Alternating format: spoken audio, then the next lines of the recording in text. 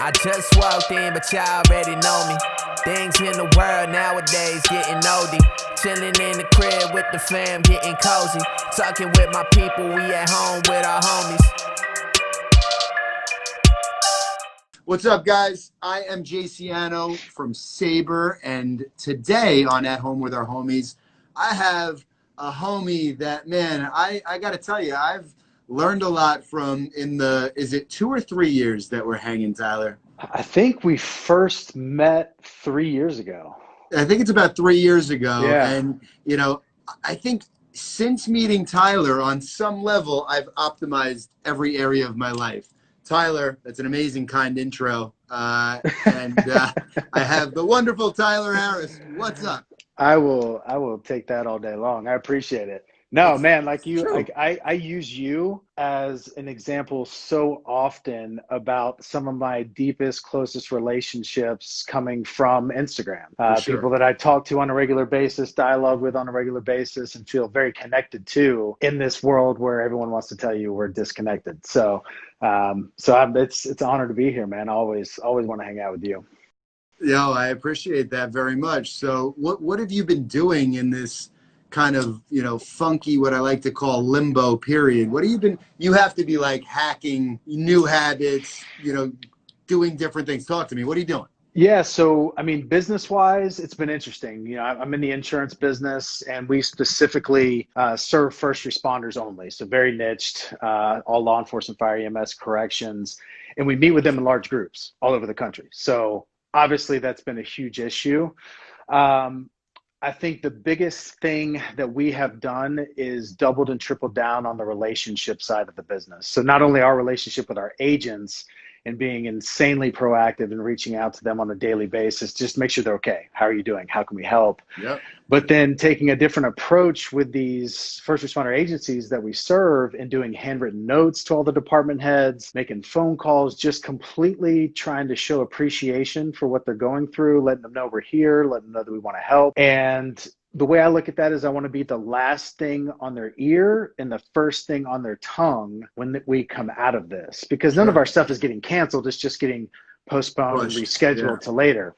And so what we know is that if we had a $500 million ad budget, we couldn't have created the awareness that this virus has created for first responders specifically to have more and better life insurance. Yeah, so as a company, we've raised our goals for 2020 instead of decreased because there's an absolute avalanche coming. But the focus with our agents is that that avalanche is only going to be coming to those that are doing the activities that you can do right now during this crisis. So that's been big. On the personal side, workouts have changed. But man, like I feel like today I'm in the best shape of my entire life, which is really weird. Even like, you know, I would think 75 hard put you in the best shape of your life. I weighed yesterday for the first time since 75 hard, and I'm 6 pounds below where I was at 75 hard. Yeah. Why? So, dude, I don't know. I've changed up my diet a lot, and there's no scientific reason behind it, but it's working, so I'm just doing it. Yeah. Definitely like calorie deficit, but yeah, the high intensity outdoor workouts have been huge. I mean, we have 2 dumbbells that we use, and that's it. Like every workout is just super high intensity, a lot of cardio aspects, back to running. I've definitely lost a lot of muscle not being in the gym, but that'll come back when the gyms open back up. Sure. But yeah, I feel great. And you know, really, I think I look at this time that we're in and the realization that probably for the rest of our entire lives, we'll never have 1, 2, 3 months to be able to spend with our families, to be able to spend with our kids, to be able to spend with the people that we work with and show them how much we care, because every single one of them are going to remember how we reacted during this time. Like this is our kids' 9/11, right? Yeah. But they're going to remember. This is even, and I think that this is way more disruptive to normal life as we know it than 9/11 was. Yep. And so I guess my question for you is,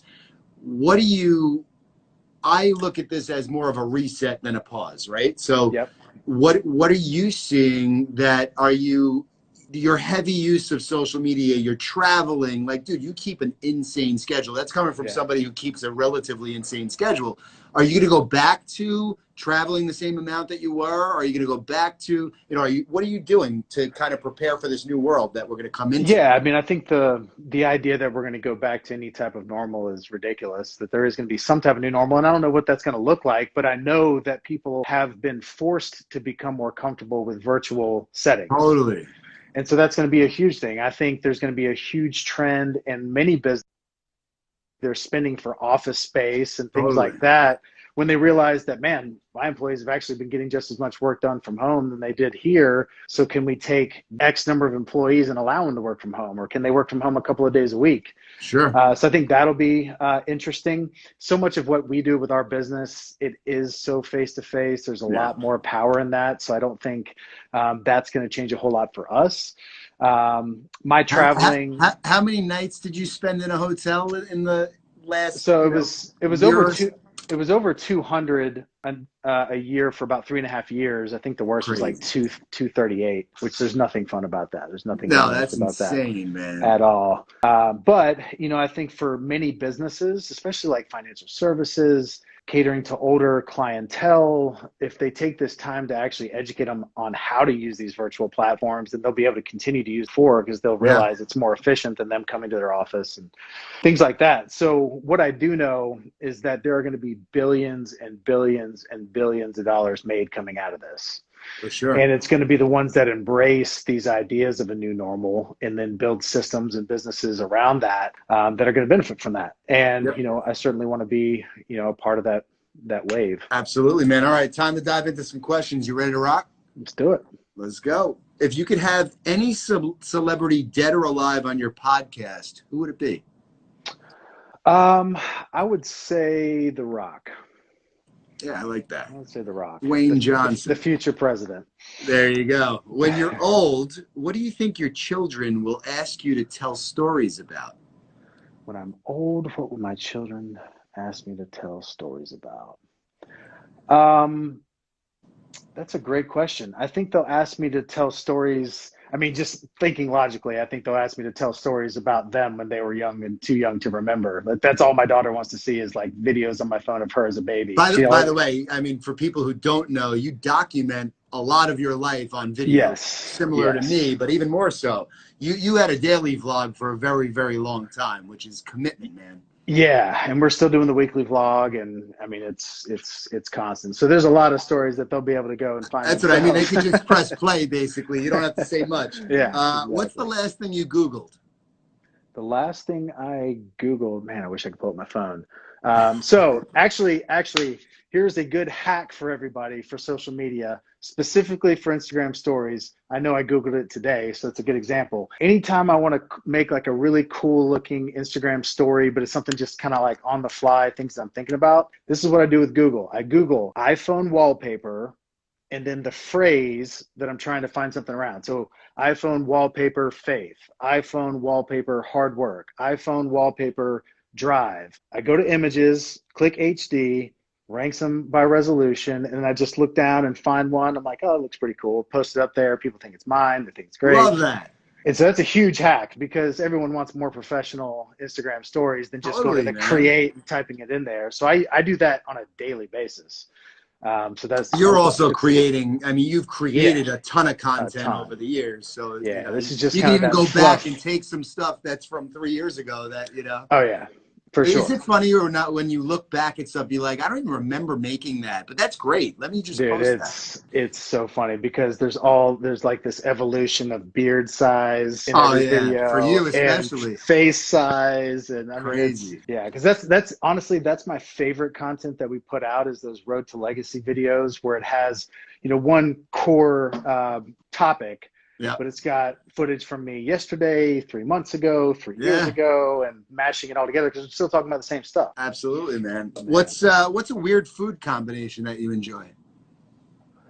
So part of this new diet, I've got an incredible lady that's cooking my food, doing meal prep for me, and she makes this harissa chicken.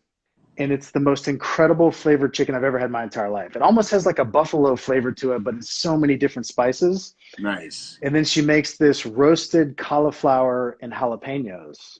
And so what I do is I literally just heat that up in the microwave, but then I like chop it all up and just mix it all together. And I literally can eat it in like 3 minutes. And it's the most delicious thing. Good. I literally eat it probably 75% of my nights. You should share that recipe with everyone. What's something popular right now that annoys you? Something popular right now that annoys me. I think people that are 100% not health experts talking about health topics. Yeah. That's a very fair statement. I would agree with that. What near future predictions do you have? Near future predictions. I've been investing heavily in Zoom and started when it was at like 117 and have been continuing to buy every time I see big drops. That's a big prediction. I think that when you look at, I think the day after I bought it at 117, when they came out and gave free accounts to any student, if you think about the number of users, just their user base, and obviously there's going to be issues that come along, privacy security, issues, but at the end of the day, the general public do not really actually care about their privacy. So all that kind of stuff will go away. But I think long term that's going to be a gigantic investment there. So that's just one example. Yeah, I think that's a good one. We're just about to close, and typically at the end of this show, we do a little tour of the refrigerator or pantry, but since you're in the office like me, you don't really have a refrigerator or pantry to show us. Anything you'd like to show us? So that's off camera. So my office is a disaster right now because we've been filming a bunch of different stuff, but I can show you over here. We got some off-whites randomly sitting there. Yeah, I'd imagine you have some sneakers laying around. We got the Gary V puffs. We got the. I have never seen those. We got the Travis Scott Reese's Puffs. Where do you find these things? I don't know. Oh, this is interesting. So the guy in the office next door to me, remember when everyone was using that face app that would make you look old? Yeah. So he took that photo, and it was me using the ropes at the gym. That's and amazing. He photoshopped, and it's actually like gigantic in here. That's phenomenal, by the way. So this is kind of talented. Got some of the podcast studio stuff here. Just a few cameras on you. Yeah, that's the skateboard where I broke my ankle a year and a half ago on. We might have to run that clip. Yeah, this is always here for the Sales Wolves podcast. Can you give us a howl? I can. There you go. It drives everybody crazy around here when I love it. When I do the podcast. Love it. Yo, brother, thank you so much for taking the time to hang with us on At Home with Our Homies. Absolutely, man. It's You're my the best, pleasure. Man. Let's catch up soon, brother. I'll see you soon. Absolutely. Thanks. Be well. Peace. I just walked in, but y'all already know me. Things in the world nowadays getting oldie. Chilling in the crib with the fam, getting cozy. Talking with my people, we at home with our homies.